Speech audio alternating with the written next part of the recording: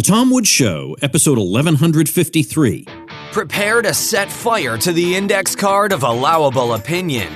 Your daily dose of liberty education starts here. The Tom Woods Show. Folks, when you're on social media defending the libertarian position on health care, you get called all kinds of fun names. Well, I've got just the antidote, my free ebook, Your Friends Are Wrong About Health Care. Check it out at yourfriendsarewrong.com. Hey everybody, Tom Woods here. We're talking today to Joshua Smith, who is running for Libertarian Party chair. The Libertarian Convention for 2018 is coming up the end of June into early July, and the race for chair has been rather interesting, and I thought I would talk to Joshua about what's going on and what his platform is and where he would like to see the party going. So Joshua, welcome to the show. Hey, thanks a lot, Tom. I appreciate you having me on. You know, I don't do a whole lot of political stuff on the show, but once in a while there's an episode that's just crying out to be made. And I heard those cries and I said, doggone it, we're doing this episode. So let's start off with your background. Who is Joshua Smith? Yeah, absolutely. So, I served in the United States Navy. I think I got out sometime around 2005. I really saw the wasteful spending and the loss of innocent human lives. And at the time, I didn't know what libertarianism was. I didn't know about non-interventionism. I didn't know about the non-aggression principle. But I knew that I didn't like that. And it really opened my mind to this kind of anti-state movement. And then I got really into Ron Paul, and I campaigned behind Ron Paul in 2008 because he was speaking the way that I felt. He was talking about ending the war on drugs and auditing or abolishing the Federal Reserve and, ending foreign interventionism. And it was just beautiful to me. It really started to make a lot of logical sense to me that people shouldn't be coerced into things, and we shouldn't be killing people overseas, and we shouldn't be stealing people's stuff. And so I really got heavily entrenched into it there, and then started getting into the philosophy. I came by way of Ron Paul and Murray Rothbard and F.A. Hayek and great economists such as those guys. And then I think it was Adam Kokesh, to be honest with you. He really ramped up my activism. I found him in, I want to say it was 2008, 2009. And here's this, also Iraq war veteran who's going out and getting arrested at these, Jefferson Monument for dancing and really showing that the state has a lot of overreach power. And so he really ramped me up into activism. And then I found the Libertarian Party sometime around 2010, joined the party for the first time then, and then never really found a outlet for my activism. I joined in California. I didn't know there was a state and local affiliate. I just knew that I had joined a national party and I was ready to fight for their causes, but then no one ever contacted me. I couldn't get a hold of anybody. And so it really soured me on the political process again. I think I donated for about 3 months and left the party and continued my own brand of activism. A couple years back, I got into the publication side of things. And just a little over a year ago, we decided to start Think Liberty, if you're familiar with the website and publication Think Liberty. It's been very successful. We push libertarian ideals. We have fun. We do memes. We do opinion pieces, all that good stuff. And I joined the party again sometime about 2 years ago here in Washington State. I've moved to the Pacific Northwest about 6 years ago. And I got involved here, and I found an outlet for my activism. I found a state party that was really rocking and working hard and going down and lobbying at the state capitol and fighting for causes that meant a lot to me. And so I joined the party, and I became a region rep here, and I took over a region that had 5 counties, but only 1 county affiliate. Since then, I've gone out, trying to recruit people, and I've built 2 new affiliates, working on another one, and found one that was overlooked by the prior region rep. So we're getting them back in the fold. So, that my entire time with the party has just been activism locally, obviously. And it's, I think to the Libertarian Party, that's what should be the most important. And so I guess it's been about a year ago, September, I saw a national leadership team that wasn't reflecting this ground level activism, these grassroots activists that we have in the party. We have some of the best in the country. And so I decided to issue an intent to run statement as kind of a challenge to Nick Sarwark that I would be running for chair. It was relatively unknown, but since then I've been able to put together this real grassroots movement. I have tons of supporters all over the country. I've been able to raise, over $8,000. I've been to 15 states in the last 17 weeks for state conventions and the likes. Been to an LNC meeting where, me and Michael Heiss, who you've had on before from the Mises Caucus, was we were able to get a blockchain committee instituted into the Libertarian Party. So now we're the first national political party that is fighting for blockchain solutions and cryptocurrency causes. So yeah, it's been an awesome road, and that's what's led me here, and that's where we're at today. Do you consider yourself part of the Mises Caucus? I do. I am actually the Washington state rep for the Mises Caucus, and I was the first person that they endorsed for any position, and I've tried to help out as much as I can. I think it's a very noble cause. I think obviously I'm a Austrian school guy, big Ron Paul fan. So yeah, absolutely, I consider myself part of it, and I'm proud to be a part and proud to be chosen to help lead the movement. Well, of course, we want to make distinct what it is that you want to do and what the purpose of the Mises Caucus is, even though no doubt there's a lot of overlap there. But can you take a minute, in case people didn't listen to that earlier episode, to explain what the purpose of the Mises Caucus of the Libertarian Party is? Yeah, I think the purpose is, honestly, the purpose that I've seen is to reinvigorate the Ron Paul revolution. We have all these libertarians out there that aren't a part of the Libertarian Party, and they're not because they don't feel like they're represented by the Libertarian Party. And so we're trying to bring that movement home and trying to fight for libertarian causes as a united front. And so I think the caucus has been doing a really good job of that. They've signed up hundreds and hundreds of people to the national and their local state and state parties, and they're rocking. And like I said, I think it's a very noble cause. So you are now running for chair of the party, Libertarian National Committee chair. What's the official title? Yeah, it's the chair of the Libertarian National Committee. Okay. All right. Now that is just got to be thankless, because I am pretty certain people are going to be hurling abuse at you. They're probably accusing you of things you don't believe, have never believed, would never in a million years believe, have in fact devoted your life to opposing, and yet you're the poster child for those things. Can I just take a wild guess that that's happened? Yeah, absolutely. I mean, people. How did I know? How did I know? It's almost at me. It's unbelievable. It's almost like that's happened to me too. I don't even recognize myself in the things these people say, and it's so funny because you go around, you speak a lot, and people follow you, and I put out an episode every weekday, and I have a lot of people who listen every single day, and they know us so well that when somebody comes along and says these unbelievable things about us, it makes people think these people must be mentally ill if they think this about Woods and Joshua Smith. I mean, seriously, what other explanation is there? Either they're mentally ill or they're just trying to destroy you. Now, I kind of wish they were mentally ill, because then there'd be an excuse for it. Right. And well, it's funny, By the way, some of them I think are mentally ill. I don't want to rule that out. Some maybe. Some maybe. Absolutely. Well, here's the thing. I've been to 15 states in the last 17 weeks. And if I had not been able to finance this state convention tour, there'd be, a large swath of the movement that might think I'm a white nationalist or whatever other things they're throwing at me, but yeah, I mean, the information's out there. If people want to know about me, they can come to me and ask me any question they want at any time. And I'll let them know that, this is just how politics works, unfortunately, and I just grin and bear it and keep going. And I got a mission and a goal to achieve, and I'm not going to let them bring me down. Well, tell me what the mission and goal is. And do it in a way that contrasts you with the direction you think the party has been heading in, the past 10 years or so. Yeah, absolutely. Well, a big thing that's kind of taken over our party recently is identity politics. Obviously, you know about that. I know about that. We've had these insults thrown at us that are nowhere near true. So I'd like to kind of get the party away from that, start focusing on the grassroots activism again. Like I said, I want to focus really on state and local races. I think, we have some really good, viable candidates out there that don't get any help from the national party whatsoever. I've talked pretty extensively about wanting to upgrade our technology for the party because, they're running 10 years behind the DNC and the RNC as far as technology. I think we can start doing a national podcast, spotlighting our candidates all over the country.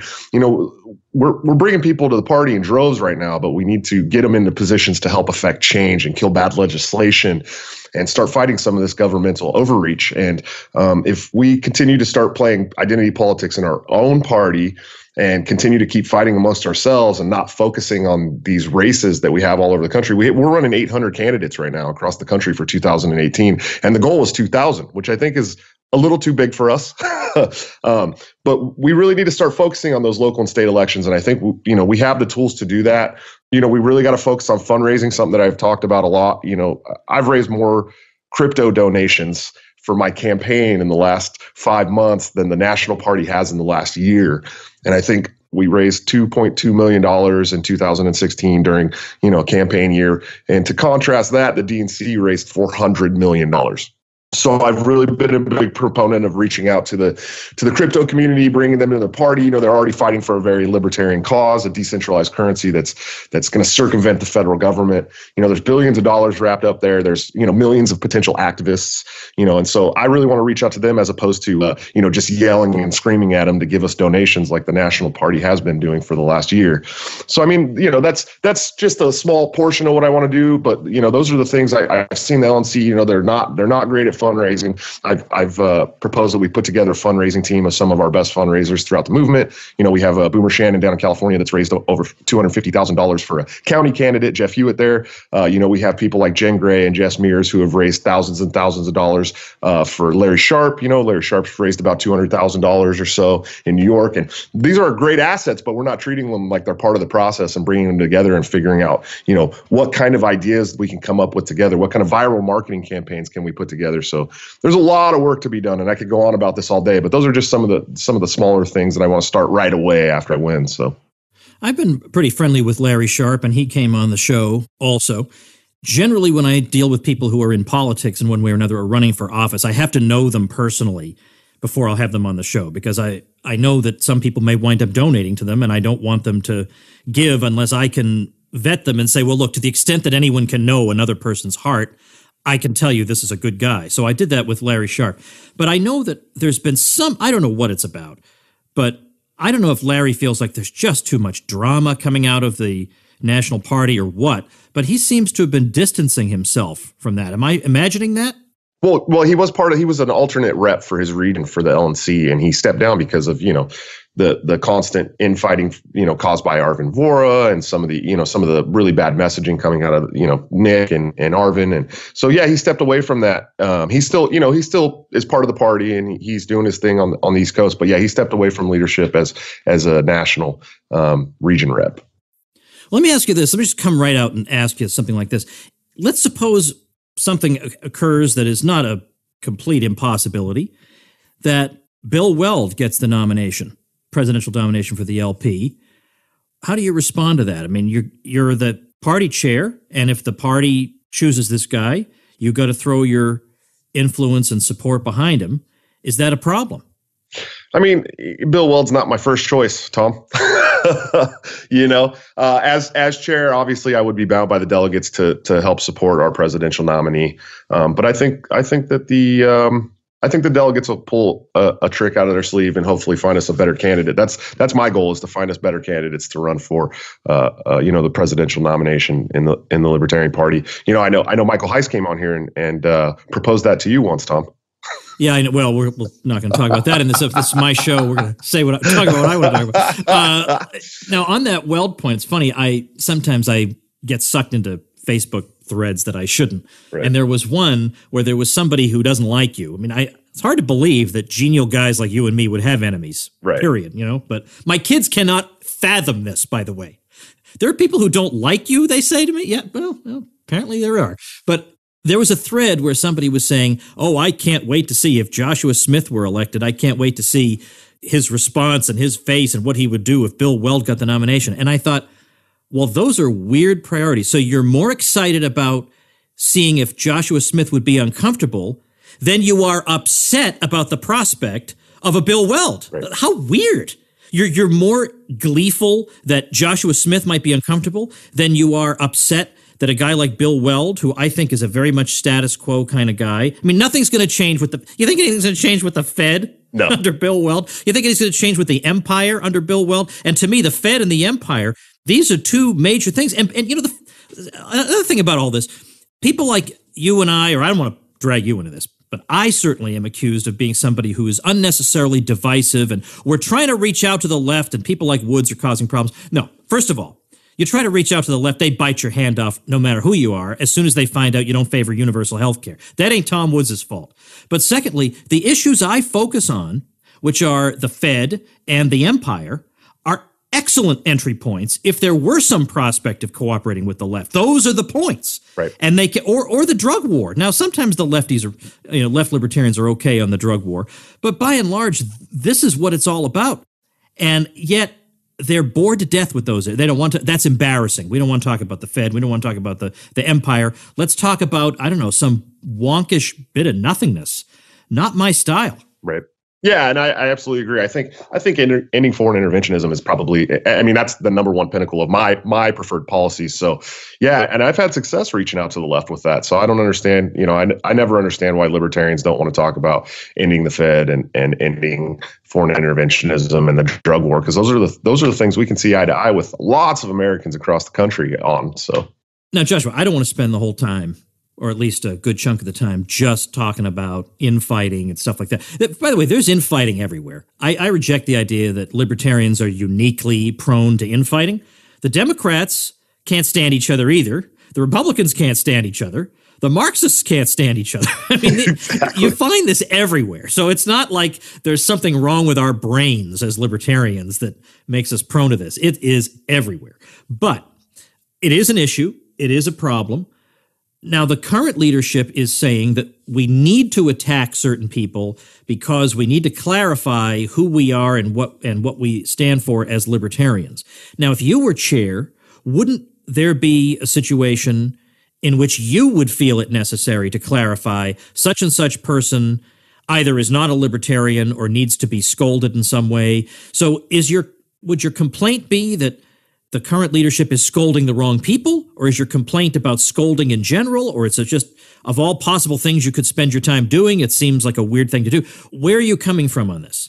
Yeah, I don't think we need to go out of our way to purposely scold people. And when I first put out my initial platform, it kind of sounded like I wanted to purge left libertarians to some people, and that wasn't my goal. That was never my goal. My goal was to have candidates who are going to put our principles at the forefront of their campaigns. I think that's really important. And so in my newest platform that I just released this morning, by the way, it comes from a place of where, as a national party, we have resources to help our candidates. And if our candidates aren't going to spout the most basic ideals, such as property rights and the non-aggression principle, then they just won't get our support. We can't run around supporting communists in the Libertarian Party. I think that's a really terrible idea. But I'm not going to go out of my way to scold them. We have more important things to focus on.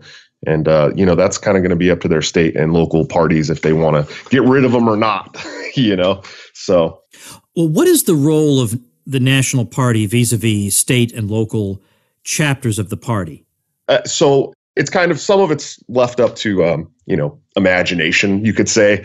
Really, it should be there to build a base for our candidates, help our candidates get elected, help our candidates figure out how to run campaigns, figure out how to door knock and fundraise and get volunteers, and it's something that they're not doing right now at all. The National Party has dropped the ball so many times on some of these big campaigns. Like, we had Ron Bishop running down there in Alabama against Roy Moore, and the entire nation's media had descended on Alabama, and Ron Bishop got a record number of write-in votes. The state turned blue for the first time ever in maybe history, and we put out a meme and a reminder to vote. That's about what we did for his entire campaign. That campaign could have got Alabama ballot access, So instead, we'll dump $100,000 into another state to work on ballot access petitions, as opposed to, I don't know, going to Alabama, getting on the steps of the Capitol, being loud, letting the people of Alabama know that they have a third option, So we dropped the ball in that aspect a lot. And so I don't think,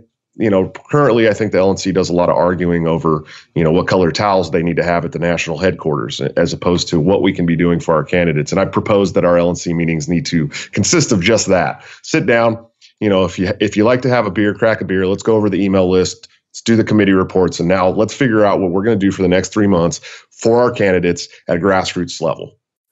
All right, here's a fundamental question for anybody who's going to be in some way involved in libertarian strategy, political strategy.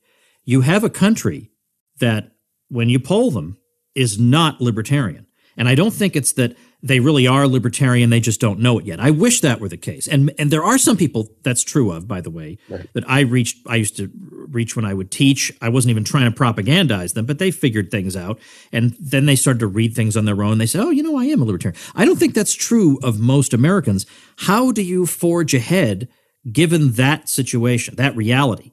Right. Well, the battle against statism is always going to be hard for the Libertarian Party. We just did a poll. Well, it wasn't a poll. It was we were looking over some numbers, and with the current trajectory we're on right now, we won't be a majority until 2074. And I know I won't be in 2074. So I think we really need to keep a consistent, principled message. I think we need to reach out when we're reaching out across the aisles. We need to find things that we do see eye to eye on, like we spoke about just earlier. We need to talk about foreign interventionism. We need to be loud about foreign interventionism. We need to let people know that their tax money is going to kill brown people overseas. I think that's really, really important. This consistent, principled message is what we need. We don't need to be super inflammatory. I'm not a big fan of Arvin Vohra and his inflammatory messages, even if I agree with some of his principles. And we don't need to try to be like the two old parties. There's 60% of the population right now in the United States is not voting. They're just not voting. And it's because they don't see a home on the political left or right. And so if we can find, or not even the political left or right, but the Republicans and Democrats. So if we can keep that consistent messaging from national, if we can show people that we're not like the two old parties, but we're not trying to push them away from our causes, and we can work on the causes that we see eye to eye on together, build coalitions, I think we can really make a difference and start bringing some of those people over and making them, radicalized activists for the party. I was keynoting the Illinois Libertarian Party convention maybe 4 years ago. I had one of my daughters with me. She met Mary Ruward, and Lee Wrights was there, who's since died, but Right. was a great guy. And I was saying that, and people were telling me I should run for president on the LP, and it just can't happen, unfortunately. But it's very sweet of people to say. But I was saying, in the messaging and in the ads, it should be made to seem ridiculous that you're still in one of the old parties. It should be portrayed as, like in the old days, we had 3 TV channels and 2 newspapers, and that was it. And in the old days, we had 2 political parties. And each one should be represented by, some silver-haired person. And not that I have anything, I'm becoming silver-haired myself, no problem with that, but a silver-haired person in a Buick, a blue one, a blue Buick, and a red Buick. And so and that would represent the traditional parties. And then say, come on now. Your parents are wonderful people, and you're going to learn a lot of important things from them. But nobody says you have to vote in the same boring parties they voted for, because look what the result has been. Are you happy? That's where that's gotten you. I would do it that way. I wouldn't make it seem like, well, what we've done is we've taken the best ideas from the Republicans and married them together with the best ideas from the Democrats. Why would I do that? Because first of all, that's not even true. We're not doing that. So that's not even correct. But that kind of messaging is just puts you to sleep. I might not even be able to stay awake for the rest of this thing because of how exhausting it is. It's absolutely true. We don't need to pander to the two old parties. We're not just socially liberal and economically conservative. We go much deeper than that. We are a logical ideology, and we're one of the only parties that has an ideology. So yeah, we need to really bring that to the forefront and let people know that those two old parties, they're dying, they're dead. They don't serve our causes anymore. And so yeah, I totally agree with you. Absolutely. All right. So let's say you're making a pitch for yourself right now in front of a group of people, 1/3 of whom are big fans of yours, 1/3 hate your guts, and the other 1/3 are willing to listen. And you got about a minute. What do you say to them? Yeah, absolutely. So, I just would talk about my platform. My platform consists of grassroots activism, getting our local and state candidates the resources and the help that they need to win elections and start pushing public policy into a more free direction. Upgrading our technology. We need to be able to compete with these two old parties, and we can't do it if we continue to stay out of the technological age. I really want to do a media hit squad. I want to have 4 people in 4 corners of the country that are ready to descend on these media opportunities, much like I talked about in Alabama earlier. We need to start getting into the media. They don't have a vested interest in us or our ideologies. And so we need to start going to them. And I definitely want to do candidate education and start getting our candidates the information that they need to run a solid campaign. I think we've had a lot of issues with that in the past. And then I talk a lot about my coalition building with the crypto community. I think that's a really libertarian cause. I think they're already fighting for the stuff that we would like to see happen. And so we need to bring them to the party. We need to show them that we're willing to fight for their causes. And I think that's going to bring us a ton of new activists and a financial stability that we've never been used to. Joshua, if people want to find out more about this race and your role in it, where online can they go? Yeah, absolutely. So I have my Facebook page is Joshua Smith for LNC Chair 2018. You can check me out there. I do a lot of posts there. I also have a Steemit. You can follow me at Steemit. If you're not familiar with Steemit, it's a great platform for libertarians because you get paid for your content in crypto. And my Steemit name is This Life Is Hard, all one word. It's a really old moniker, so don't worry about it. And then I also have a small landing website that's Joshua Smith, 4, LNC.com. Okay. And I think you're on Twitter, right? I am also on Twitter. Yes, I am still learning the ins and outs of Twitter. So let me see if I can find that handle for you guys. I think that is also Joshua Smith for LNC. It's Smith Chair. Yeah, Smith Chair. There you go. Right, Listen, I didn't make the Twitter. I'm still learning how to use it. It's not something that I ever used in the past. And it's basically, it just seems like a bunch of flame wars all the time. People are always going at each other's necks there. Is that true? Is that true for you, Tom? You make it sound like that's a bad thing. No, I have no problem with it. It's okay. It's okay. Yeah. It's fun, but man, you got to really manage your time with it, or you can spend all day long on it. But it generates a lot of email topics for me, though, because somebody will say something inane, and you can write 2 or 3 emails about that. So it's a good source. But yeah, look, we'll give you'll have plenty of opportunity to learn the ins and outs of Twitter. And you can hire somebody, you can have people help you, volunteers, once you are the party chair. Can you just say something about, before I let you go, who else is in the running? I mean, you don't necessarily have to put them down or praise them or anything, but just who are they? Currently, there's Nicholas Sarwark. He's the incumbent, obviously. He's been there for 4 years, and he is running for re-election. There's Alicia Dern, who is a trial lawyer out of Southern California. I think she lives in Missouri now. She ran for 2016 vice presidential nomination and ended up stepping down and endorsing Bill Weld to the behest of many people in the crowd. There's also 2 different Matthews. There's Matthew Shooter from Pennsylvania. He's a very loud activist that's been in Pennsylvania for many years, farmer out there. He's been arrested for the cause several times. And then there is the open communist from Michigan, Matthew Keno, who has stated that libertarianism is communism and he would like to spread socialism through the party. Please don't vote for him. Okay, well, fair enough. I appreciate your restraint in some cases, but some things just need to be said, I suppose. All right. So what I'm going to do is I will take all these different things that you just said, and I will link to them at tomwoods.com/1153, which is our show notes page for today. So people who want to follow you or wish you well or support you in one way or another can have one single place to go to find all those links. So tomwoods.com/1153. Joshua, best of luck to you. I suppose I will probably be seeing you at the end of June, and because I'll be at least briefly at the convention. So I heard we're putting together a pretty awesome event there that you might be a part of. It's going to be a tremendous event. So now that are we allowed to mention this? Yeah, we can totally talk about it. Yeah, absolutely. All right, let's do that because June 30th, this is 2018, because I have people who are, months behind on the episodes. So if they're listening in 2020, I don't want them to be disappointed. This is 2018.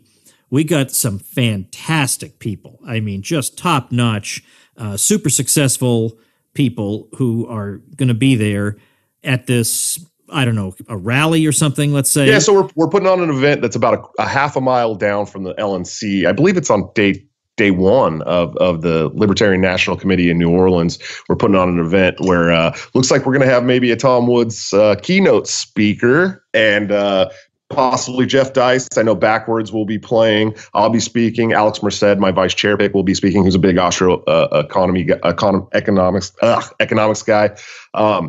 So yeah, it's going to be a really big blast. I think there's some other speakers that are still possibly going to come and speak, but it's going to be a really good time, and I think you guys should all definitely check it out.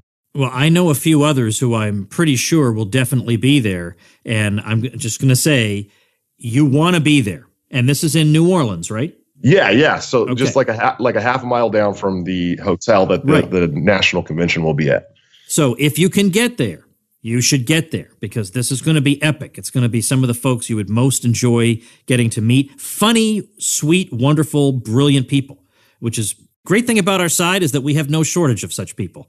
Smart, funny, brilliant, wonderful people to get to know, great family, but just normal people, right? Normal people who, by the way, would not be in this situation where they have to defend themselves and attack people all the time if it hadn't been started by other people. I don't sit around saying, well, let me go on the attack today against the following 27 people. It just never even occurs to me. But when I find myself on the receiving end of this stuff, when I have actually made some contributions here, I feel like that should at least be acknowledged. Look, he's done some good things, but I can't even get that. So yeah, I fight back. But actually, as I say, as my kids can attest, I'm just a nice guy. I'm a dad of 5 girls. I like to travel. I mean, I'm just a regular person. But it's just unbelievable how demonized you get in this movement. I spend a lot of time sticking up for you too, Tom. And if anybody knows how to stick up, it's me. I appreciate that. And man, do I come roaring back when anybody like, Scott Horton is just the top notch when it comes to foreign policy. And so anybody has a problem with Scott Horton is going to have a problem with me. I do come back hard when my friends are attacked, or Dave Smith, who's just I'm so glad that he's being so successful, and now he's on CNN regularly. And then, Eric July, they all hate Eric July, but Eric July is such a great example of somebody who, instead of just being some loser with a webcam and the mic that's built into his computer, this guy actually went out and accomplished something. He got an album at number 5 on the hard rock charts of Billboard. Yeah, he actually went and did something. Yep. Right. I mean, we have so many libertarian Facebook groups run by people who have never accomplished anything about anything. They have never done a thing. but boy, they certainly know who the bad people are they're going to spend all their time. You spend your time doing that, and the rest of us will actually produce. Because that seems to be the division of labor in the movement these days. All right, absolutely. Look, I'm getting on a tangent. No, it's okay. Here. I got one question for you, Tom. Actually, I'm glad that you brought up Scott Horton. I met Scott Horton in Pennsylvania at the Pennsylvania State Convention there. Great guy. He's one of my favorites. He's definitely like an idol of mine. Told me to my face that if I won national chair, he would consider joining the party and advising on foreign policy for candidates and the likes. What would it take to get you to do the same, Tom? Oh, geez, wouldn't that rally them all against you if the prospect of that happening were dangled? Well, it will. It will certainly bring the people that I want in the party to the party. Well, I appreciate that, but you know what? Honestly, with Scott, he's got all this detailed knowledge about a hyper-specific area. Well, not super specific, but foreign policy, and he knows everything there is to know about. You name a country, he knows the names, the regions, the battles, the ideological fault lines. He knows everything. He knows all of it. Down to the date. Yeah. It's astonishing. I mean, and it's scandalous that he hasn't been tapped as a resource up to now. Why would you not? Here he is, a guy who just through his own efforts, he just learns and reads and works. His book on Afghanistan, by the way, Fool's Errand, the endorsements for that are from super duper specialists everywhere saying, yeah, if I were training people in the military, people in intelligence, I would want them to read Scott Horton's book. I mean, he just did that. He had no think tank behind him. He had no billionaire donor. He had no chic, libertarian people who were well-liked. He's just a guy, and he did all this himself. So you may say, Woods, are you just trying to distract attention from the fact that you haven't answered my question? Well, it's partly yes. But what I was trying to get at was, I'm not sure. I mean, what I would say to do is just do the libertarian thing. Whatever the thing is, whatever the less government solution is, generally is the right thing to do. I mean, once in a while you get into these tricky things. Well, if the government owns something, what would be our position on how they should administer it? Well, there isn't really a libertarian position on that. So you'd have to just think, you'd have to figure out practically what to do. But I'm not so sure that I have as unique a contribution to make as Scott does from foreign policy, but I appreciate the offer all the same. Well, you and many of your followers are definitely welcome in the party once I take the helm. So if that happens, we'll all go out and get drunk together.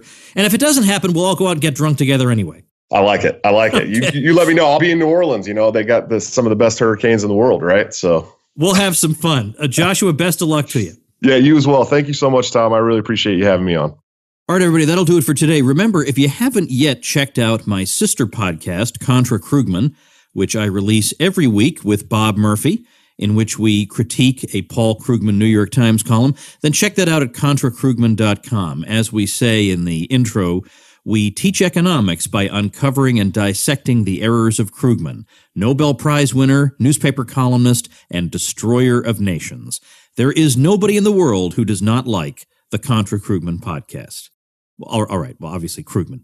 But otherwise, everybody loves the banter, the information, the analysis. Ton of fun every week, contrakrugman.com. If you're not listening to that, or if 5 episodes of the Tom Woods Show is not quite enough for you, definitely check out Contra Krugman. All right, everybody, see you tomorrow. Become a smarter libertarian in just 30 minutes a day. Visit TomWoods.com to subscribe to the show for free, and we'll see you next time.